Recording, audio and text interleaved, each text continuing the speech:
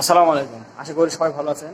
আমি আল্লাহর মধ্যে ভালো আছি। তো আজকে যে ভিডিওটা করার মূল উদ্দেশ্য হলো মানে আপনারা যারা গাড়ি খুলে তারা অনেক সাবধানের মাধ্যমে সাবধানতা একটু বজায় রাখবে। দেখুন এই জায়গাটা আমার হয়ে গেছে, এই জায়গাটা বেঁকা হয়ে গেছে। বেঁকা হওয়ার কারণ হলো কি, আমার স্যার হঠাৎ করে যখন লকটা ঠিক মতো লাগে না, যখন জোরে ধাক্কা দিই তখন লক লাগে, এছাড়া লকটা লাগে না কি।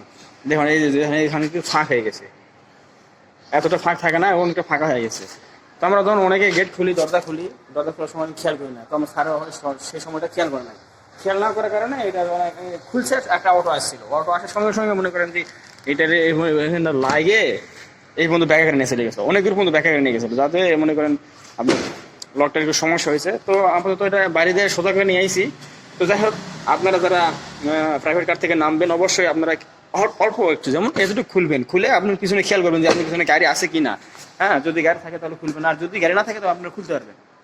সবাই আপনারা যারা প্রাইভেট কার নামবেন সাবধান নামবেন, হতে পারে আপনার এটা লাগিয়ে অন্য জনের ক্ষতি হতে পারে। তো সেই যেদিন লাগছে ওই দিন শুধু গাড়িতে লাগছে, কোনো মানুষের আমার ক্ষয়ক্ষতি হয় নাই। তো সেদিন ভিডিও করে নাই, একটু মন খারাপ হয়েছিল, এই জন্য ভিডিওটা করতে পারি নাই। তো যাই হোক, সবাই সাবধানতা বজায় রাখবেন, দেখে শুনে গাড়ি চালাইবেন। সবাইকে ধন্যবাদ আমার এই ভিডিওটা দেখার জন্য। আর আমার চ্যানেল যারা নতুন, অবশ্যই আমার চ্যানেলকে লাইক, কমেন্ট, শেয়ার এবং সাবস্ক্রাইব অবশ্যই করবেন। আপনার একটা সাবস্ক্রাইব আমার জন্য অনুপ্রেরণা হয়ে যাবে। সবাইকে ধন্যবাদ। আসসালামু আলাইকুম, আল্লাহ হাফেজ।